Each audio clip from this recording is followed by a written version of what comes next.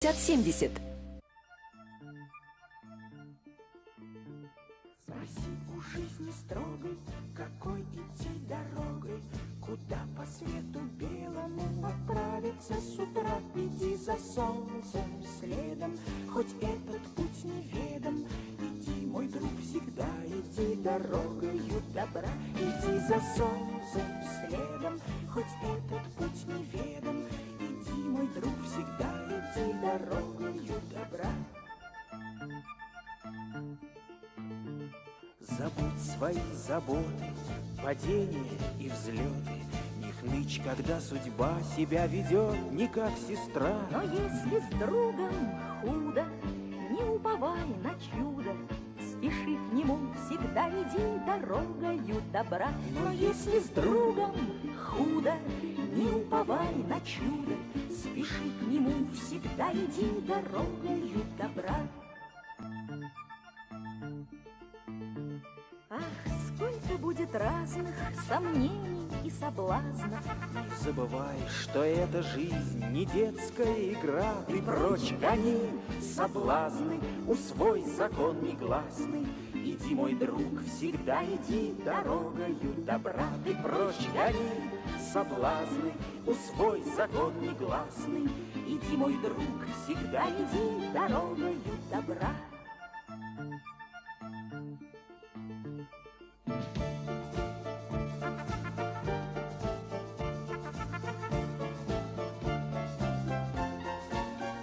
Прочь гони соблазны, усвой закон негласный.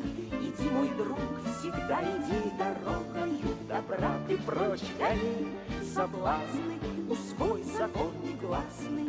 Иди, мой друг, всегда иди дорогою добра.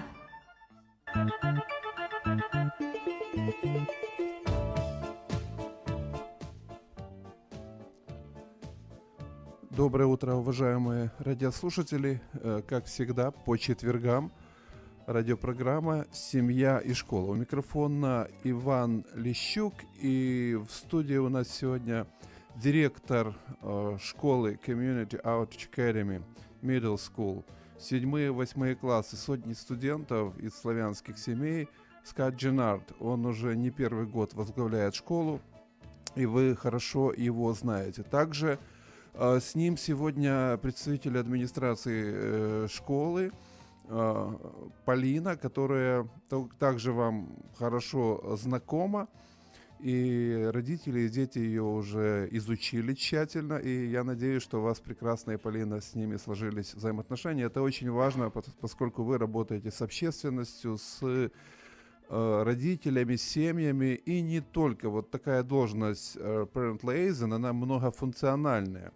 И я думаю, что она для вас очень интересная. И вновь я хочу сказать спасибо и директору, и вам, поскольку мой сын учится в этой школе. Сейчас это все проходит дистанционно, но тем не менее он жаждет, он рвется обратно в школу. Это меня радует.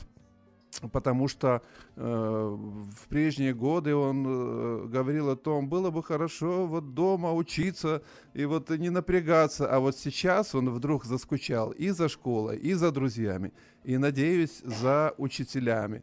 Мы поделимся с нашими радиослушателями хорошими новостями. Есть такая программа Capturing Kids' Hearts. Захватить, увлечь сердце ребенка, прежде чем чему-то его научить. Так вот, всегда в рамках этой программы делятся и детки, и учителя, и администрация хорошими новостями. Good thing. Что хорошего сейчас на карантине? Мы надеемся, когда-то он закончится в вашей жизни, Скотт. Thank you, Ivan, and доброе утро. So many wonderful things are happening, but I'll say yesterday I swim a lot, open water, and yesterday I did 5 kilometers, 5-kilometer swim, which is the longest open water swim I've done, so that was my good thing. Доброе утро еще раз и спасибо. Моя новость, которой я хотела бы поделиться, я профессиональный пловец, и я сейчас плаваю в открытых водоемах. Вчера я проплыл 5 километров. Это самая моя длинная дистанция за все время моего плавания в открытом водоеме. И я очень горда этим поделиться. Я думаю, что это повышает иммунитет ваш, и не только физиологический иммунитет, но и психологический, что очень важно сейчас. Вы, как лидер школы, нужны детям, родителям здоровым, уверенным, позитивным, поэтому продолжайте плавать. Я надеюсь, что в следующем радиоэфире вы проплывете не 5 километров, а уже, наверное, 6, и повысите свое достижение. Полина, что у вас происходит с детками, с обучением дистанционным? Какие хорошие новости есть в вашей жизни? Да, хотелось, конечно, я думала и о какой-то личной жизни, и подумала о школе, конечно. Мы сейчас с таким нетерпением ждем 28 мая. И это уже так скоро, и недостаточно скоро, и скоро с другой стороны, но мы так рады, что все-таки приняли план того, как мы отпразднуем наших восьмиклассников в этом году. Это было очень тяжело в условиях, конечно, дистанционного обучения, карантина. И все равно так хотелось, и семьи ждут, и детям так хотелось тоже какого-то праздника, который всегда наступает для них, когда они заканчивают среднюю школу. Наконец мы приняли такое решение и все-таки сможем устроить им праздник, так называемый, когда они будут проезжать на машинах, парад машин, украшенных, и будем предлагать фотографии с дронов, и так как-то на безопасной дистанции. И мы очень-очень рады этому, что 28 мая мы сможем все-таки отпраздновать всех наших выпускников, восьмиклассников. Это хорошая новость для родителей. Я думаю, что для детей также это будет веселый такой парад, несмотря на то, что карантин продолжается, и несмотря на то, что много ограничений для контактов, для общения, для активности, но тем не менее будем верить, надеяться и любить. Прежде всего любить своих детей, друг друга. И вот эти отношения важно сохранять, особенно во времена болезней, во времена переживаний. И жизнь продолжается. Дети не ждут. Я заметил, что мой сын не ожидает окончания каких-то особых событий. Он продолжает жить. И поэтому мы будем продолжать учиться, учить наших детей, продолжать делать то, что мы можем. Переходим непосредственно к средней школе COA Middle School. Какие новости вы хотели бы, сказать, донести до нашей общины, нашим родителям? Пожалуйста. Thank you, Ivan, again. So we have been really working on making sure that our distance learning is as good as possible for our students now, but we're also looking towards the future as well. Спасибо еще раз большое, Иван. Но самым главным, конечно, является то, что мы продолжаем с самого начала, с первого дня дистанционного обучения, думать о том, как мы можем предоставить академическую программу и другие занятия нашим учащимся в наилучшем виде, но одновременно мы, конечно же, уже и планируем наше будущее. While it's a challenging time to really know what things are going to look like in the fall, we are being very proactive in our planning and our design to make sure that we can meet the needs of our students and community. На данный момент все еще сложно сказать, как образование здесь, в Калифорнии, будет выглядеть осенью, когда мы начнем новый учебный год. Однако мы планируем на все случаи развития событий, и наш план будет соответствовать самым высоким ожиданиям для наших учащихся. But we are going to be offering a wonderful summer school program for our students. That's going to offer a lot of wonderful activities. It is going to be online, June 15th through the July 9th time, but I think it's going to be really enjoyable catching students up on any work that they may be behind, but also having a lot of really fun activities, coding, robotics, some leadership components. I think it'll be a wonderful experience. Хотел бы еще сказать, что мы, несмотря на ситуацию сложившуюся, предлагаем все еще программу летних занятий у нас в школе. Она будет проходить, конечно же, в формате удаленного обучения, то есть онлайн-классы. Тем не менее, мы сможем предложить огромное количество занятий для всех наших учащихся в рамках этой программы, и занятия будут включать написание написание компьютерных кодов, робототехнику. Будут также занятия и по развитию лидерских навыков для учащихся, помимо основных каких-то занятий, где учащиеся хотели бы потянуть свои знания. Поэтому мы очень рады, что сможем предложить эти занятия, начиная с 15 июня и заканчивая 9 июля. And then even for the fall, we're really looking at, even though we don't have guidance yet on what the restrictions are, we are really designing instructional plans that can meet our students' need while having safety be a very high priority going into next year as well.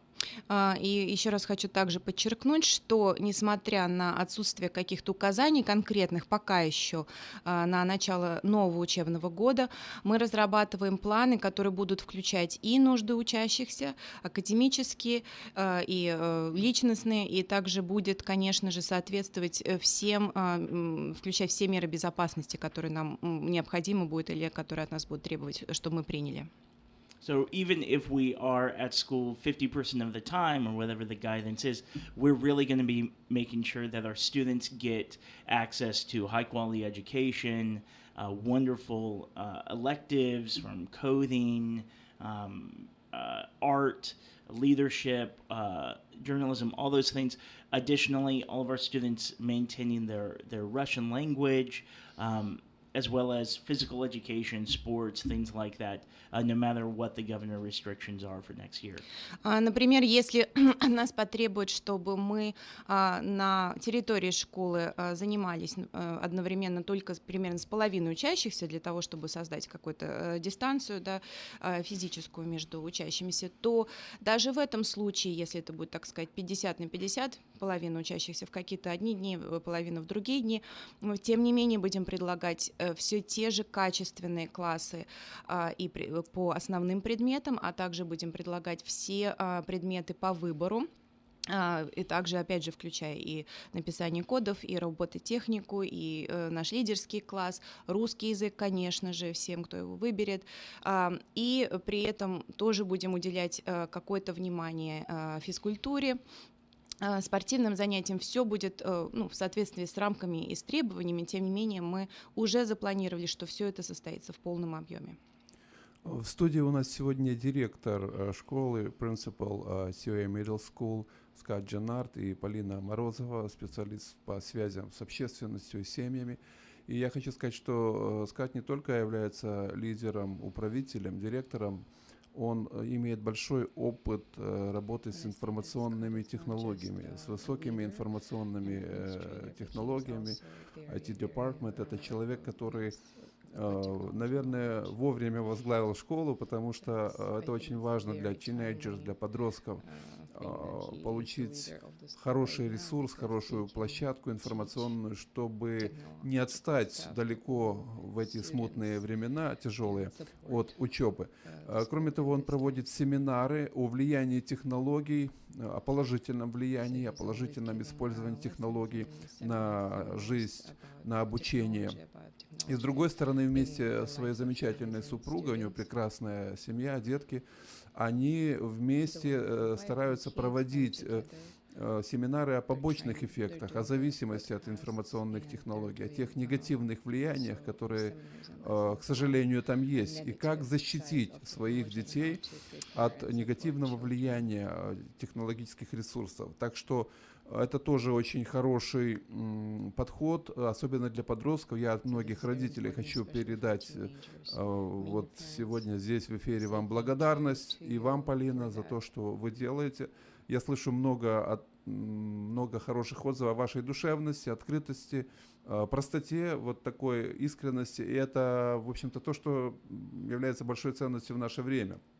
Поэтому спасибо вам, спасибо всем учителям, которые тоже находятся под стрессами, возможно, переживают, что, как, где, когда. Но вместе с тем они продолжают делать то, что они могут. И я думаю, что вот эта благодарность будет вами передана всем учителям, и им будет приятно слышать о том, что есть родители, которые благодарны. Тем более, что месяц мая — это и Teachers Appreciation Week, и Classified Staff Appreciation Week, и администраторам мы благодарим.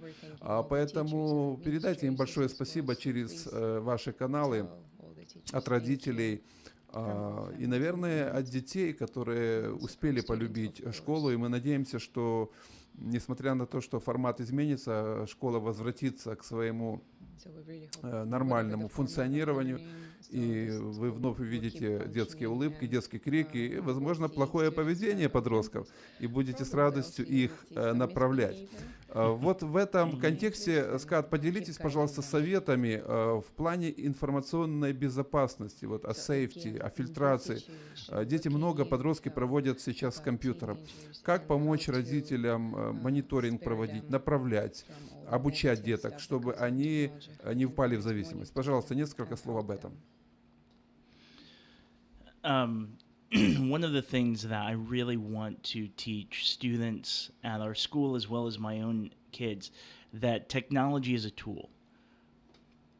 Одна из самых важных вещей, и я не устаю это повторять, я пытаюсь привить нашим всем учащимся осознание того, что технологии — это в первую очередь важный инструмент.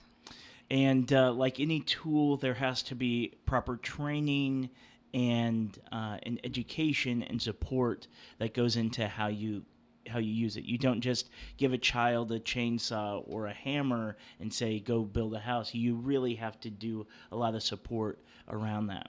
И, безусловно, как с любым инструментом, вы не просто даете его в руки кому-то, особенно ребенку, например, вы не будете давать ребенку в руки бензопилу или какой-то еще мощный инструмент, просто отправлять его строить дом. Вы должны научить ребенка пользоваться этим инструментом правильно и постоянно напоминать ему, как это делать. То же самое с технологиями. Ребенку нужны четкие инструкции, и ребенку нужны потом в дальнейшем тоже напоминания о том, как правильно использовать этот инструмент. So the number one thing that we all need to do is have regular conversations with our kids about how they're using technology. Really be proactive in asking them about apps, their friends, how they're using their devices for school and for social.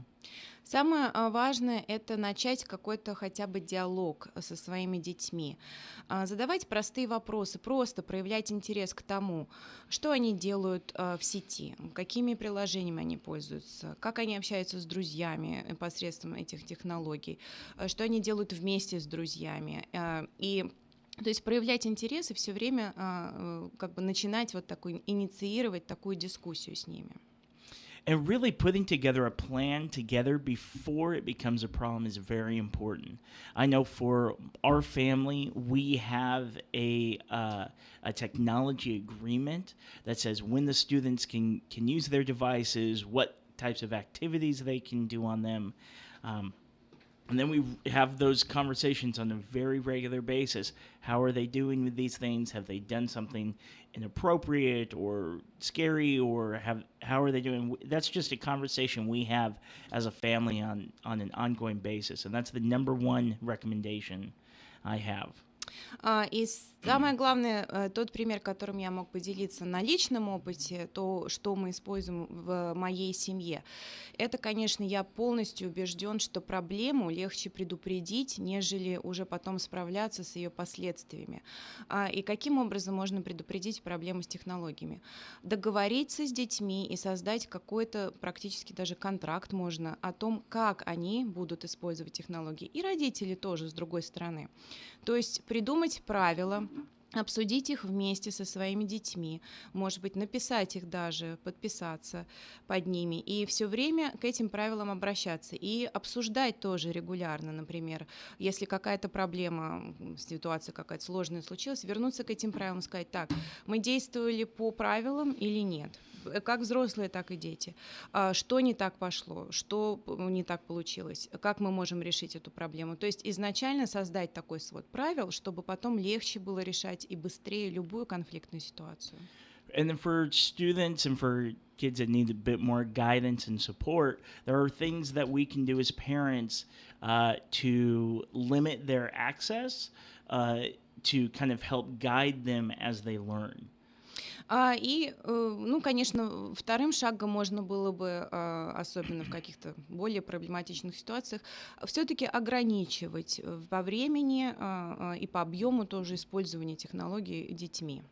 One of the things that I highly recommend anyone that has iPads or iPhones, there's a thing in settings called screen time.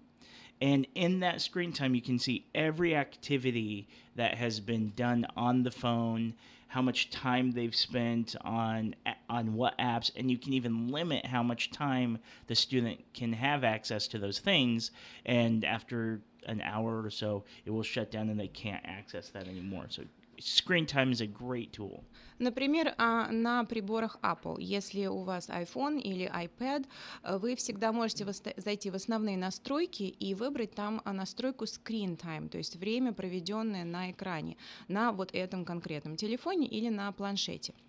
В этой настройке вы можете увидеть, какие приложения использовались, на какие страницы ходили ваши дети, сколько времени они там провели. И при этом тоже в этой же настройке вы можете ограничить время или на все, или на какие-то конкретные приложения, на какие-то конкретные ресурсы другие, куда дети ваши выходили.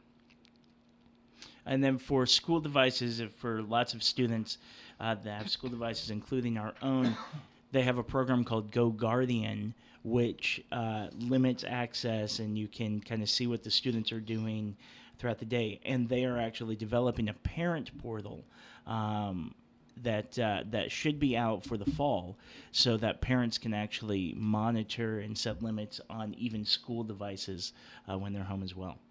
На Chromebook'ах, которые вот в нашей школе у нас программа действует уже несколько лет, когда каждый учащийся получает личный Chromebook для пользования в школе и дома, также есть возможности различные ограничения для учащихся. Помимо того, что школа ограничивает по времени использования, например, сейчас мы немножечко отодвинули это время, мы начинаем, он выключается, Chromebook, в 11 часов, включается обратно в 6 утра.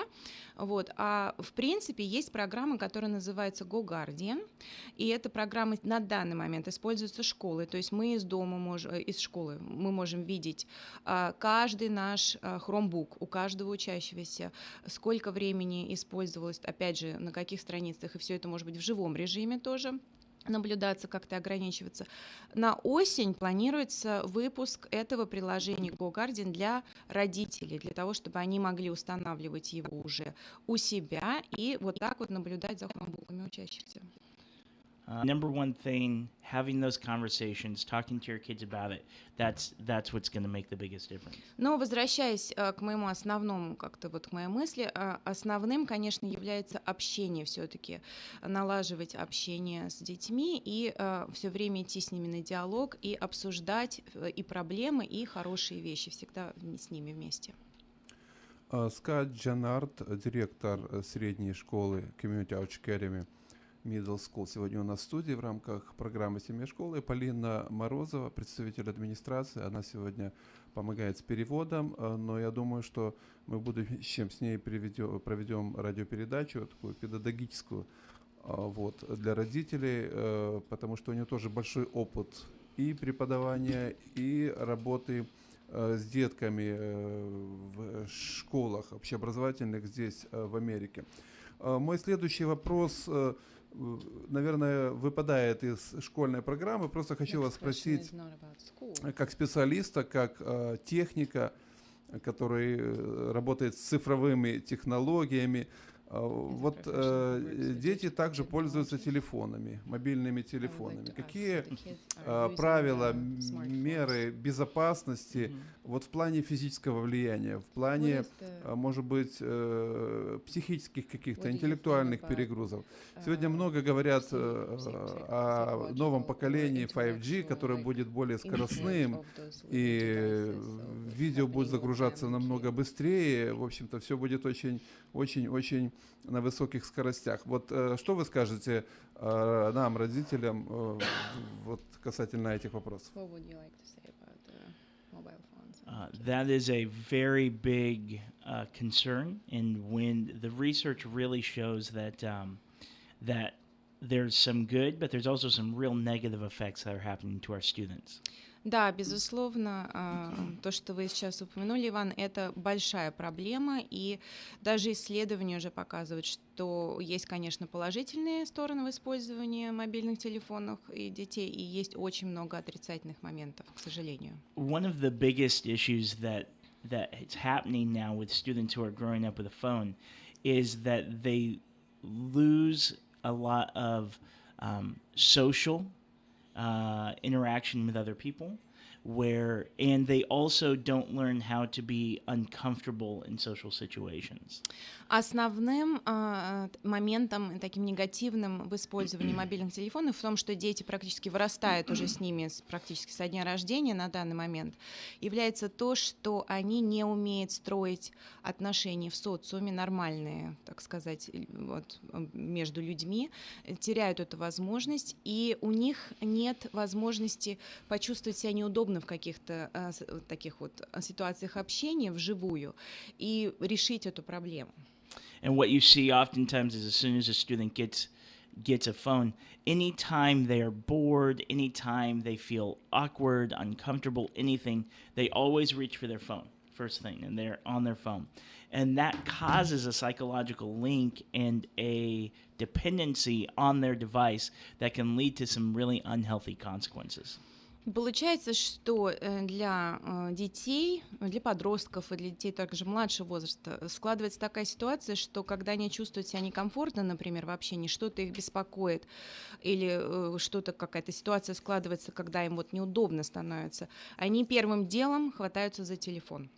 Телефон — это такой способ для них спасения, избежать этой ситуации, уйти от нее, вместо того, чтобы ее решить. И получается, конечно, что складывается ситуация зависимости, в общем-то, и на будущее. So it's really important that while the students use it as a tool and communicate and do all those things, which is great, that they also know how to live life and be in uncomfortable situations and have boredom and do things when the phone isn't there as well. Конечно, очень важно задуматься над тем, что, несмотря на все какие-то позитивные стороны использования мобильных телефонов, конечно же, они являются каким-то важным инструментом для детей и подростков на данный момент, нужно все-таки придумать то и обеспечивать им возможность попасть в какие-то некомфортные ситуации, опять же, обсуждать с ними, помогать им решать их без использования этого устройства. Напоминаю, телефон школы, которую возглавляет Скат Дженнард, средняя школа, COA Middle School, 7-8 классы. Школа имеет полный ВОЗ аккредитацию. Уже много лет здесь служит наше общение в городе Сакраменто. 916-286-1908. 916-286-1908. И, конечно же, я знаю, что Полина курирует социальные сети, Instagram, на Facebook есть ваша страничка, и также Viber-группа создана для родителей, для того, чтобы быстро и эффективно коммуницировать друг с другом. Спасибо, это очень удобно, и я думаю, что те родители, которые беспокоятся о будущем в плане образования своего ребенка, они постоянно находятся вот в контакте с вами, со школой. Мы приходим к заключению, наша передача подошла к завершению. Буквально по минутке вот для директора и для вас, Полина, еще общение к родителям, какие-то пожелания. Пожалуйста. I just want to say that how much I appreciate our staff, our teachers, and the program that they have created for our students. I think it's really extraordinary what they've done and the planning that's going into the fall. I truly feel like it's going to be a unique and wonderful educational experience for everybody, and they're just doing an extraordinary job. Я хотела бы еще раз поблагодарить всех наших сотрудников школы и учителей, которые работают и продолжают работать над планом занятий на осень, чтобы всем нашим учащимся, всем их семьям были готовы всякие варианты обучения наилучшие. Очень благодарен всем учителям и сотрудникам. А я хотела бы сказать и напомнить, что со следующего года у нас будут и 6 классы тоже. Так что сегодня мы заканчиваем всего пару недель, 7 и 8, а в следующем году у нас будет полная программа средней школы, 6, 7 и 8 классы. Мы с нетерпением ждем, когда к нам присоединятся. Да, к вам присоединятся и шестиклассники, и пятиклассники. Мы их будем достойно провожать к вам и, конечно же, продолжать с ними коммуницировать. Спасибо всем, кто был сегодня с нами в студии. Мы будем прощаться до следующей встречи в эфире. В эфире еще раз напоминаю, телефон для связи 916-286-1908. Скат Дженарт и Полина Морозова сегодня были с нами в студии. Всего хорошего, до свидания.